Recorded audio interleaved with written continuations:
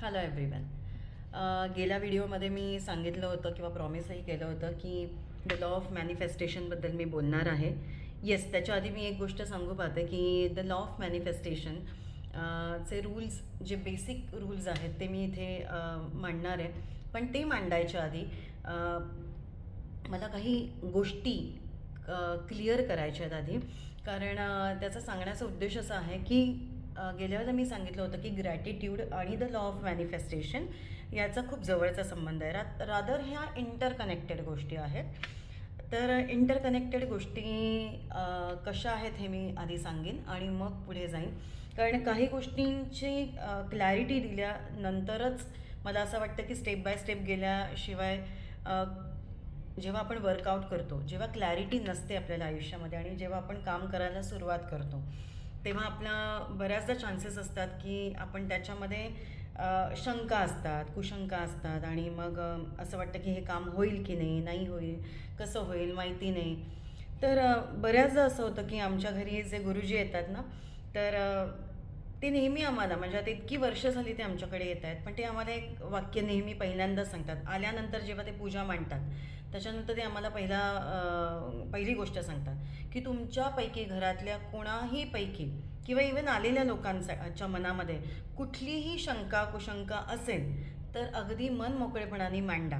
कारण शंका कुशंका जर घेऊन तुम्ही तशीच पूजा कंटिन्यू केली तर अजिबात ती देवापर्यंत पोचत नाही. आणि ज्या गोष्टीसाठी तुम्ही मनात इच्छा ठेवून किंवा एखादी तुमची खूप आर्तता असेल, काही मागायचं असेल देवाकडे, तर ती गोष्ट फुलफिल होत नाही आणि ती गोष्ट देवापर्यंत पोचत नाही. तर त्याचाच संबंध द लॉ ऑफ मॅनिफेस्टेशन आहे, हे मला सांगायचं आहे तुम्हाला. सो ते नेहमी हा प्रश्न विचारतात. मिड ऑफ द पूजा जेव्हा ते थांबतात, थोडा ब्रेक घेतात, तेव्हा हा प्रश्न विचारतात, काही गोष्टी सांगतात त्याच्या संबंधित. पूजा संपल्यानंतरही ते रिपीटेडली हा प्रश्न विचारतात. सो कमीत कमी 3दा हा प्रश्न ते नेहमी विचारतात आमचे गुरुजी, की काही आहे का, मी काही श्लोक म्हटले किंवा मी काही प्रोसिजर्स केली मध्ये, तर त्याच्यामध्ये तुम्हाला कुठे शंका कुशंका आहे का. तर क्लॅरिफाय करणं हे आमचं काम आहे आणि त्याच्याशिवाय आम्ही जात नाही. तर हे 3दा तरी प्रश्न ते कमीत कमी विचारतात. आणि आधी मला असं वाटायचं, हे असं एवढं म्हणजे कसे दोनदा दोनदा तीनदा तीनदा हे का विचारतात. आणि नंतर हळूहळू जेव्हा मी या सगळ्या गोष्टींचा अभ्यास करत गेले, तसं तसं मला गोष्टी लक्षात आल्या की द लॉ ऑफ मॅनिफेस्टेशनचे जे रूल आहेत ते आणि हे काहीच वेगळे नाही आहेत, ते जे सांगतायत ते. सो बऱ्याचदा असं होतात की शंका कुशंका आपल्या मनामध्ये आपण कंटिन्युअस ठेवतो आणि या आयुष्यभर असतात. आपल्या मनात या शंका कुशंका येणं वाईट नाही आहे, पण त्याच्यावर आपण जेव्हा क्लॅरिटी मिळवत नाही आणि त्याच्यासाठी जेव्हा आपली धडपड नसते, तेव्हा या गोष्टींचे प्रश्न उभे राहतात. आणि नात्यांमध्ये सुद्धा किंवा आपण जे काम करतो त्याच्यामध्ये सुद्धा जेव्हा आपल्याला चॅलेंजेस येतात, तर त्यालासुद्धा कारणीभूत हेच आहे की शंका कुशंका येणं नॅचरल आहे. ते येत नसेल तर मात्र उलट रिचेक केलं पाहिजे की काहीतरी गडबड नाही आहे ना आपल्यामध्ये, कुठेतरी केमिकल प्रॉब्लेम नाही आहे ना आपल्या ब्रेनमध्ये किंवा आपल्या इमोशन्समध्ये काही नाही आहेत ना, काय कुठे ड्रेन नाही ना झालेले इमोशन्स आपले किंवा फिलिंग्स. तर या सगळ्या गोष्टी नक्की चेक करणं गरजेचं आहे. पण आपल्याला या प्रत्येकाला शंका कुशंका येणं गरजेचं आहे. पण गरजेच्या असल्या तरीसुद्धा त्याच्यावर जर तुम्ही सोल्युशन्स किंवा त्याच्यावर जर मननचिंतन केलं नाही किंवा एखाद्या योग्य व्यक्तीला, वाईज पर्सनला किंवा एखादी त्याच्यामध्ये प्रो असेल तर त्या व्यक्तीशी बोलून तुम्हाला जर क्लॅरिफिकेशन मिळालं नाही, क्लॅरिटी मिळाली नाही, कुठल्याही वेनी तुम्ही जा, तर मला असं वाटतं की सगळ्या ज्या गोष्टी आहेत, ज्या युनिव्हर्सल आपलं कनेक्शन आहे, ते कुठेतरी वर्कआउट होत नाही, ते ब्रेक होतं. तर आपण हा नेचरचा पार्ट जरी असलो तरी त्याच्याशी कनेक्टेड कसं राहायचं हे तुम्हाला या सगळ्या गोष्टी सांगतात. आणि आपण नेहमी म्हणतो, अध्यात्मामध्ये म्हणतो, आपण स्पिरिच्युअल गोष्टींमध्ये म्हणतो की जितकं तुम्ही डीपर जाल, जितका तुम्ही अभ्यास कराल किंवा इवन तुम्ही कुठली PhD करताय किंवा MBBS करताय, तुम्ही MBA करताय, तुम्ही कुठलाही अभ्यास करा, तुम्ही जितकं डीप जाता तितकं तुम्हाला उलगडत जातं आणि तितकं तुम्हाला इंटरेस्टिंग वाटत जातं. तर तो विषय तुम्हाला मग अवघड राहत नाही, कारण तुम्हाला त्याची नॅक कळलेली असते. तुम्ही प्रो होत जाता त्याच्यामध्ये. अजून प्रो झाल्यानंतर सुद्धा तुम्हाला क्युरिओसिटी असते की अरे, मी इतकी वर्ष झाली मी या गोष्टीसाठी अडलो होतो किंवा अडले होते, लेट्स एक्सप्लोर दॅट टॉपिक. आणि मग जेव्हा तुम्ही एक्सप्लोअर करता, त्याचं मनन करता, चिंतन करता, प्रॅक्टिस करता, पुन्हा पुन्हा पुन्हा अजून वेगळ्या परसेप्शननी तुम्ही बघायला लागता, एकाच वेनी नाही तर वेगळ्या वेगळ्या वेनी तुम्ही बघायला लागता, तेव्हा तुम्हाला बऱ्याच गोष्टी 360 डिग्रीजमध्ये उलगडत जातात त्या, आणि मग इंटरेस्टिंग वाटत जातात. मग तुम्हाला निगेटिव्ह आणि पॉझिटिव्ह मधला तो फरक कळतो. एखादी व्यक्ती ला जर त्याचा रिझल्ट मिळत नसेल तर तुम्हाला कळतं, मग तुम्ही निगेटिव्ह मोडमध्ये जात नाही, तर तुम्ही अंडरस्टँडिंग मोडमध्ये जाता की की हां, एखादी व्यक्ती जर निगेटिव्हली बोलतीये तर त्याला हा अनुभव आला आणि त्यांनी बाकीच्या गोष्टी पडताळून बघितल्याच नाही, मग त्यांनी या वेनी बघावं, त्या वेनी बघावं, करून विचार करून बघून एक्सपेरिमेंट करून अशा गोष्टी तुम्हाला उलगडतात जेव्हा तुम्ही त्याच्यात प्रो होता. बरोबर आहे. म्हणूनच मॅथ्समध्ये सुद्धा एक सिम्पल गोष्ट आहे की एकच मेथडनी नाही तर बऱ्याच वेगळ्या वेगळ्या मेथडनी ते आन्सर येतं. तर एकाच मेथडनी त्या मुलांना वर्गातल्या सगळ्यांना जमेल असं नाही. मग जेव्हा ते क्लासेसनं किंवा ट्युशन्सनं जातात तेव्हा त्या टीचरचं शिकवणं वेगळं असतं. ठीक आहे, तुला या मेथडनी येत नाही, मी या मेथडनी तुला आन्सर शिकवते किंवा शिकवतो, आणि मग ते मूल इंटरेस्ट घेत जातं. बरोबर आहे. त्या विषयामध्ये, त्या टॉपिकमध्ये ज्याची भीती असते ती निघून जाते. तर सेम आहे द लॉ ऑफ मॅनिफेस्टेशनसुद्धा आणि ग्रॅटिट्यूडसुद्धा. तर ग्रॅटिट्यूडचा अर्थच मेन असा आहे की तुम्हाला मनापासून जेव्हा गोष्टी जाणवतात तेव्हाच ते ग्रॅटिट्यूड म्हणता येतं. तर ग्रॅटिट्यूड म्हणजे thank you God for new day, thank you God for this, thank you God for that, असं म्हणून नुसतं चालत नाही. आपली एनर्जी कशी असते? खूप छान असली पाहिजे. एनर्जी आपली चांगली असली पाहिजे की नवीन दिवस आहे, मला आज काहीतरी करायचं आहे, वेगळं करायचं आहे. मला सांगायला इथे खूप गोष्टी आहेत, पण किती मी व्यक्त करू आणि किती नाही. जेव्हा माझे क्लायंट्स येतात ते जेव्हा काही गोष्टी मांडतात तेव्हा मी खूप गोष्टी त्यांच्याशी शेअर करत असते, पण व्हिडिओजमध्ये मला एक टाईम लिमिट असतं. किती बोललं तरी कमी असतं, कारण हे मी कॉमन बेसिसवर बोलत असते, आणि त्याच्यामुळे जेव्हा व्यक्ती समोर येते तेव्हा त्याच्याशी बोलताना खूप एक वेगळी एनर्जी असते, एक्सचेंजिंग असतं ते. तर ग्रॅटिट्यूड मानताना सगळ्यात महत्त्वाचं तुम्हाला ती व्यक्ती जी आहे किंवा ती सिच्युएशन आहे ज्याच्याबद्दल तुम्हाला खूप वाटतं की खूप छान नवीन दिवस आहे, किंवा माझ्याकडे हा पार्टनर आहे, thank you God for this partner in my life and all. But त्या पार्टनरबद्दल तुम्ही बऱ्याचदा जास्तीत जास्त तक्रार करत असता. तर तक्रार करून तुमचं नातं अजिबात चांगलं होणार नाही आहे, तर कुठेतरी वेगळीकडे ते नातं जाणार आहे. तर तुम्ही बोलताय वेगळं की thanks God for this good partner in my life and all, पण तो गुड पार्टनर आहे त्याच्यातल्या गुड गोष्टी कुठे तुम्हाला जास्त दिसतात? तुमची तक्रार असते, त्यांनी मला वेळ दिला नाही, तिने मला असं नाही केलं, ती मला समजून घेत नाही, तू मला समजून घेत नाही, वेळ देत नाही, आणि बऱ्याच गोष्टी. सो ती खूप लंबी लिस्ट आहे आणि ती आपली चालू राहते.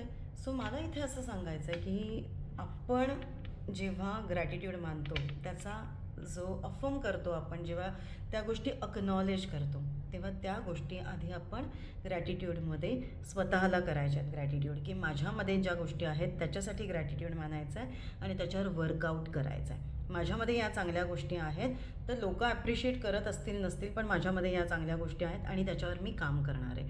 Thank you so much God for मला हे मेकिंग मी रिअलाईज की माझ्यामध्ये या चांगल्या गोष्टी आहेत. सो ते आधी रिअलाईज करणं, अक्नॉलेज करणं, त्या गोष्टी एकतर लिहून काढा किंवा अक्नॉलेज झाल्यानंतर त्याच्यावर वर्कआउट करा.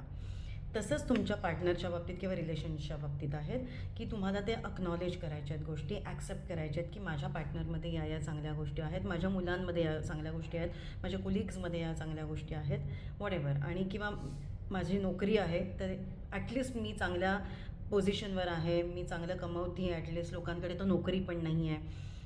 अशा काही गोष्टी आहेत, तर माझ्याकडे त्या गोष्टी आधी अप्रिशिएट केल्या पाहिजेत आणि मग पुढे आपल्याला द लॉ ऑफ मॅनिफेस्टेशनवर जायचं आहे. या गोष्टी मनापासून अप्रिशिएट करायच्या आहेत तुम्हाला आणि त्याच्यावर वर्कआउट करायचं आहे. कसं वर्कआउट करायचं आहे? मी पुस्तक वाचते आहे एक सध्या, आणि बरेच दिवस झाले मी रीडिंग खूप स्लो करते, कारण मला त्याच्यावर मी मनन चिंतन करत हळूहळू करत असते. मी पुस्तक एकदम पटकन फडशा पाडत नाही किंवा भरभर वाचत नाही. माझा पहिल्यापासूनचा तो एक स्वभाव आहे की मी खूप हळू वाचते, पण मी हळूहळू काही गोष्टी त्याच्यावर अभ्यास करत किंवा त्याच्यावर काही फोकस करत, माझा पास्ट असेल, माझा प्रेझेंट असेल आणि फ्युचरमध्ये मला काही गोष्टी हव्या आहेत, तर त्या सगळ्या गोष्टी मी अभ्यास करत किंवा आठवत त्या गोष्टींना मी कुठे रेझोनेट होत आहेत का, या सगळ्या गोष्टी बघत बघत पुढे जाण्याचा माझा स्वभाव आहे. ते काही मी मुद्दामून करत नाही, माझा तो स्वभाव आहे. सो मी जे पुस्तक वाचते त्याचं नाव आहे, ते तुम्हाला खूप म्हणजे कामाला येईल, उपयोगाला पडेल. The power of now, a guide to spiritual enlightenment आहे. तर त्यांचे एक स्पिरिच्युअल गुरु आहेत, मास्टर आहेत, प्रो आहेत ते, एकार्ट टोल म्हणून आहेत. तर त्यांचं हे पुस्तक आहे, अप्रतिम पुस्तक आहे. तर त्याच्यामध्ये सुद्धा तेच सांगितलं आहे की तुम्ही त्या मोमेंटमध्ये जे फील करताय ती गोष्ट खूप महत्त्वाची आहे. तर त्या मोमेंटला तुम्हाला जे काही फील होतं आहे यातून, ते ग्रॅटिट्यूड आहे, ते अक्नॉलेज करा. आणि मग द लॉ ऑफ मॅनिफेस्टेशन कसं वर्कआउट होईल ते मी पुढच्या व्हिडिओमध्ये नक्की सांगेन. त्याच्या आधी एक मी रूल नक्की सांगते. 10 मिनटं झाली आत्ता ऑलरेडी. त्याच्या आधी मी बेसिक रूल सांगेन. द लॉ ऑफ मॅनिफेस्टेशन जेव्हा लोक इम्प्लिमेंट करतात किंवा फॉलो करतात त्या गोष्टी, तेव्हा बऱ्याच जणांना काही गोष्टी अशा जाणवतात की माझ्या ज्या मी डिझायर किंवा एखादी ड्रीम, एखादी जी माझी विश आहे ती मी फुलफिल व्हावी म्हणून हे जे मी फॉलो करतो आहे किंवा करते आहे ते फुलफिल झालेलं नाही. आणि एवढं करून मग काय उपयोग आहे. The law of manifestation is waste of time, किंवा ते अस्तित्वातच नाही आहे, किंवा ते वर्कआउटच होत नाही, असे निगेटिव्ह सुद्धा एक्सपिरियन्स मी लोकांचे ऐकलेले आहेत, वाचलेले आहेत.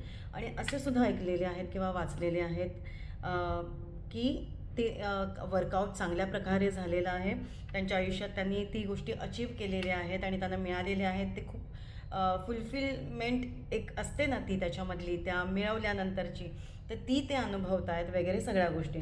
मी दोन्ही गोष्टी अनुभवल्या आहेत माझ्या आयुष्यामध्ये. हा निगेटिव्ह पार्ट तुम्ही म्हणा की वर्कआउट होत नाही, निगेटिव्ह पार्टपेक्षा वर्कआउट झालेलं नाही आणि वर्कआउट झालेलं आहे. मी या दोन्ही गोष्टी अनुभवलेल्या आहे.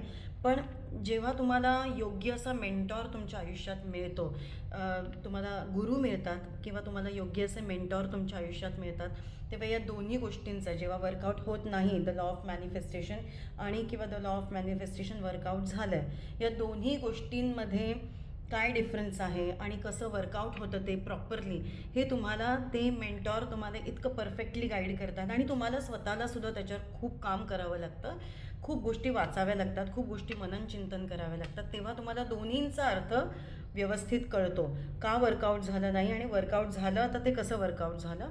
तर या गोष्टी ज्या आहेत तर त्या खूप महत्त्वाच्या गोष्टी आहेत. तर पूर्णपणे एखादी गोष्ट फुलफिल नाही झाली तर ती वाईट वाटणं स्वाभाविक आहे. काही वेळा तुम्ही त्या मोडमध्ये राहणं, लो एनर्जीमध्ये राहणं अगदी स्वाभाविक आहे. माणसाचा तो स्वभाव आहे. जी गोष्ट तुम्हाला मिळत नाही त्यासाठी दुःख होणं स्वाभाविक आहे. आणि काही काळ तो तुम्हाला, काही पिरियड, काही टाईम तुम्हाला द्यावाच लागतो त्या गोष्टीसाठी, कारण ते दुःख असतं, ते वाईट वाटणं स्वाभाविक आहे. पण त्याच्यातनं तुम्ही काय घेताय हे सुद्धा महत्त्वाचं आहे. तसंच पॉझिटिव्ह गोष्टीतनं सुद्धा आहे. जर तुम्हाला ती गोष्ट जर मिळाली तरीसुद्धा तुम्हाला त्याच्यावर वर्कआउट करायचं आणि तुम्हाला त्या संदर्भात विचार करायचा. ती जर गोष्ट मिळाली आहे तर ती मी आता कशी उपयोगात आणणार आहे, तर ही सुद्धा गोष्ट मॅटर करते. सो जेव्हा तुम्हाला गोष्ट मिळाली, नाही मिळाली, ही एक गोष्ट आहे आणि त्याच्या पलीकडे तुम्ही त्याचा कसा वापर करताय आणि कसं वर्कआउट होतं आहे ते तुमच्या आयुष्यामध्ये, फ्युचरमध्ये, ही सुद्धा गोष्ट खूप महत्त्वाची आहे आणि मॅटर करते. हे मला इथे सांगायचं होतं. तर तुम्हाला अजून काहीही याच्यावर प्रश्न असतील तर ते मला नक्की सांगा, तुमचे अनुभव मला कळवा. किंवा जर तुम्हाला पहिला माझा जो क्लॅरिटी कॉल मी 45 मिनिट्सचा फ्री ठेवलेला आहे तो यासाठीच ठेवला आहे की तुम्ही स्वतःहून कनेक्ट व्हाल. कारण बऱ्याचदा माणसाचा स्वभाव असतो की नाही मला एवढे अनुभव आहेत माझ्या आयुष्यात आणि मी कोण काय मला सोल्युशन देणार आहे त्याच्यावर, माझं मलाच करायचं आहे, जाऊ दे, ते वर्कआउट होतच नाही किंवा वर्कआउट झालं आहे आता मला काही कोणाची गरज नाही, असं पण होतं. पण खरं सांगायचं तर शंका कुशंका प्रत्येकाच्या मनात असतात. मला जेव्हा माझी मेंटॉर भेटली, एकच नाही बरेच मेंटॉर्स आहेत माझे स्पिरिच्युअल गुरुज आहेत, ज्यांना मी काही गुरुजना तर भेटलेले पण नाही आहे, काही जणांना भेटले, काही जणांना भेटलेले नाही आहे. आणि मटेरियलिस्ट वर्ल्ड आणि स्पिरिच्युअल वर्ल्ड असं म्हणजे जे दोन्ही गोष्टी ज्या व्यवस्थित उलगडून सांगेल असेही मला मेंटॉर्स भेटलेत आणि त्यांच्याकडनं ट्रेनिंग घेतलेत, मी सर्टिफिकेट घेतलेत, अजूनही मी त्याच्यावर वर्कआउट करते. तर या सगळ्या गोष्टींनी मी तुम्हाला माझ्या पर्सनल अनुभवातनं सांगते की क्लॅरिटी मिळणं सगळ्यात महत्त्वाचं. आणि क्लॅरिटी मिळाल्यानंतर मग आपल्याला सगळ्या गोष्टी उलगडतात, की आपल्या शंका कुशंका जरी आल्या आपल्याला तरी त्याच्यावर क्लॅरिटी मिळाली पाहिजे आणि मग त्याच्यावर वर्कआउट कसं करायचं हे आपल्याला आपोआप गोष्टी उलगडत जातात, कळत जातात किंवा त्या मेंटॉरकडनं तुम्हाला कळत जातात. तर या माझी खूप धडपड असते या गोष्टीसाठी, की मी सुद्धा एका पॅचमधनं किंवा माझ्या काही पॅटर्न्समधनं गेलेली आहे. मी नेहमी सांगते तसं माणूस हा पॅटर्न्समध्ये जगत असतो. तर त्या गोष्टींवर आपल्याला फोकस करता येतो आणि आपल्याला कुठे पॅटर्न ते ब्रेक करता येईल हे आपल्याला विचार करता येतो आणि तसं आपल्याला ॲक्शन्स घेता येतात. तर तुम्हीसुद्धा जर तुम्हाला काही क्वेश्चन्स असतील तर त्या छोट्या मोठ्या गोष्टी आहेत म्हणून प्लीज बाजूला ठेवू नका किंवा अंडर द कवर ठेवू नका, अंडर द कार्पेट ढकलून देऊ नका. तर त्या बाहेर काढा, मुद्दामून बाहेर काढा, त्याच्यावर वर्कआउट करा, त्याच्यावर विचार करा, क्लॅरिटी मिळवा. तर क्लॅरिटी कॉल हा फर्स्ट मुद्दामून त्यासाठी फ्री ठेवलेला आहे. नक्की कॉन्टॅक्ट करा मला आणि अपॉइंटमेंट घेऊन आपण नक्की भेटूया. Thank you so much for listening to me for long period of time. नक्की मी नेक्स्ट व्हिडिओ बनवेन द लॉ ऑफ मॅनिफेस्टेशनवर. See you soon.